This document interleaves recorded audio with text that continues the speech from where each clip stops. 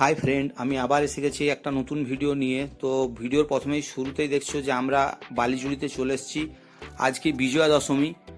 তো এর আগে আমি ষষ্ঠী, সপ্তমী, অষ্টমী, নবমী দেখিয়ে দিয়েছি তোমাদেরকে। আজকে বিজয়া দশমীর ভিডিওটা দেখাবো। তো প্রথমে আমরা সকাল সকাল চলে এসেছি বালিজুড়িতে। তো এসেই কিছুক্ষণ বসতে না বসতে দেখছি দোলা এবার বিদায় হবে। তো দোলা বিসর্জন করতে যাবে। তো মনটা খুবই খারাপ লাগছে আজকে। মানে দুর্গাপুজোর জন্য আমরা সারা বছর ওয়েট করি মা আসবে, আর আসতে না আসতেই 4 দিন কখন কেটে যায় চলে যাচ্ছে। তো মনটা খুবই খারাপ।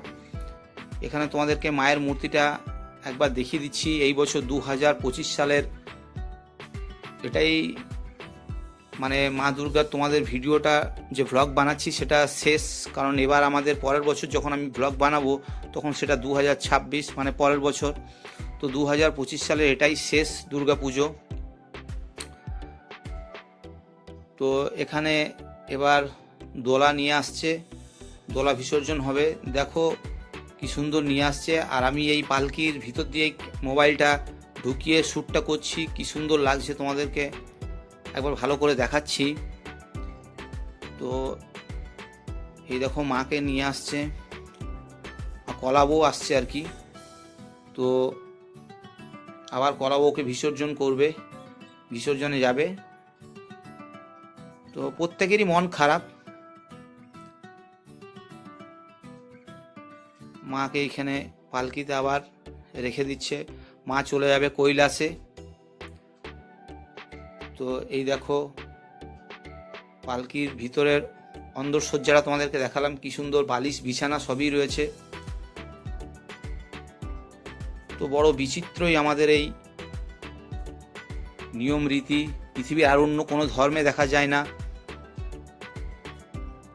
তো অ্যাজ এ হিন্দু হিসাবে আমার খুব গর্ব হয়, প্রত্যেক জন্মেই যেন হিন্দু হয়ে জন্মাই।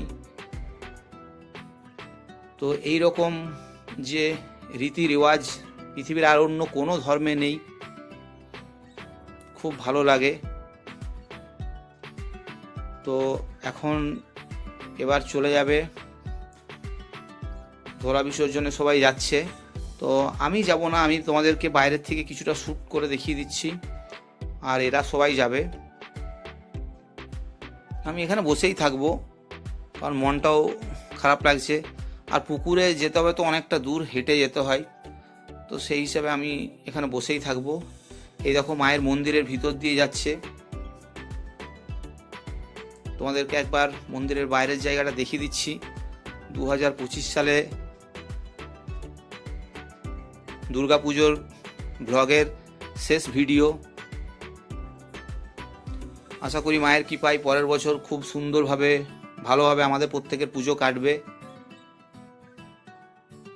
সেই আশা করি, এবং প্রত্যেকেই ভালো থাকবে।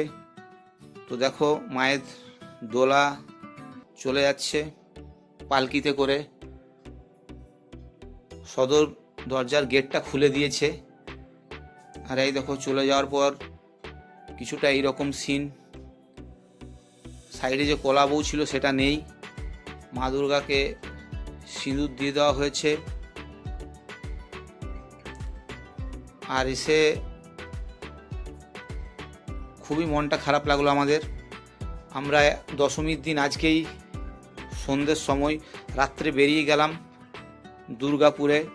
তো দুর্গাপুরে আজকে যে আমরা প্রথমেই শুরু করছি রানা প্রতাপ দিয়ে। আজকে আমরা সব ছোট ছোট ঠাকুরগুলো দেখব, বিভিন্ন ক্লাবের যে ঠাকুর রয়েছে। তো আমরা এখান থেকে প্রথমে রানা প্রতাপ দেখব, রানা প্রতাপে দেখে পরেই চলে যাব আমরা লাল ময়দান। লাল ময়দান থেকে আমরা চলে যাব হর্ষবর্ধন, হর্ষবর্ধন থেকে শিবাজি। তো আজকের তোমাদেরকে পুরো প্রোগ্রামটাই বলে দিলাম। তো এখন আমরা রানা প্রতাপে রয়েছি। তো এখানেও তোমাদেরকে প্যান্ডেলটা আগেই দেখিয়ে দিয়েছি। এটাও রানা প্রতাপের আরেকটা প্যান্ডেল। তো এখানে সত্যজিৎ রায়ের সোনার কেল্লা যেরকম সিনেমাটা ছিল সেইটার আদতে তুলে ধরেছে, মানে রাজস্থানের সোনার কেল্লা রয়েছে, তো সেই সোনার কেল্লার আদতেই মণ্ডপটা তৈরি করেছে। আর ভিতরে মূর্তিটা ঠিক এই রকম তোমাদেরকে দেখিয়ে দিলাম একবার।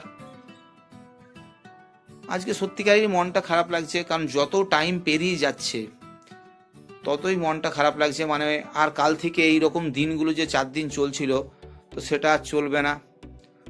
মানে একটা অন্যরকম জগতে ছিলাম। আবার আমরা এগিয়ে যাচ্ছি। এবার আমরা আরেকটা মণ্ডপে চলে এসেছি। মণ্ডপটা তোমাদেরকে একবার দেখিয়ে দিচ্ছি, খুব সুন্দর করেছে। এটা আশিস মার্কেটের সামনেই করেছে, তো আমরা সেখানে চলে এসেছি। দেবশ্রী রয়েছে আজকে আমার সঙ্গে, অরিন নেই, অরিন মামা ঘর চলে গেছে, তো আজ সকালেই গেছে। আর এই দেখো মায়ের মূর্তিটা এইরকম, ভিতরের অন্দরসজ্জাও খুব সুন্দর। মানে এই ঠাকুরগুলো আমাদের প্রত্যেকবার দেখা খুব কম হয়, মানে অ্যাটেন্ড করতে পারি না এগুলো, এত ঠাকুর। তো এবারে যাক সব প্ল্যান করেই করেছিলাম, যে পঞ্চমীর থেকে আমরা ঠাকুর দেখতে বেরিয়েছিলাম। তারপরে চলে এলাম এই যে লাল ময়দান, আর এখানে ভগা ভুলু ঘুমোচ্ছে। তো লাল ময়দানের কাছে এখানে একটা ছোট্ট দুর্গা ঠাকুরের প্যান্ডেল হয়েছে, সেটাও তোমাদেরকে দেখিয়ে দিচ্ছি।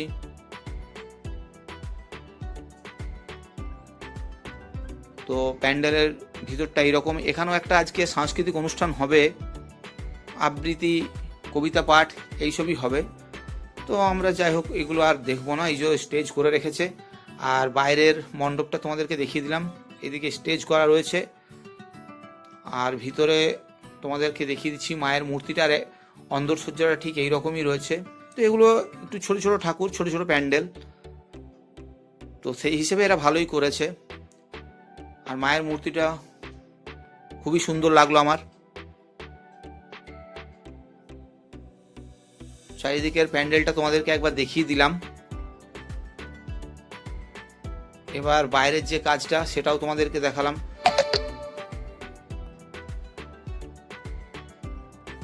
এবার এখান থেকে আমরা চলে যাচ্ছি, চলে গিয়ে এবার টার্গেট রাখছি আমরা।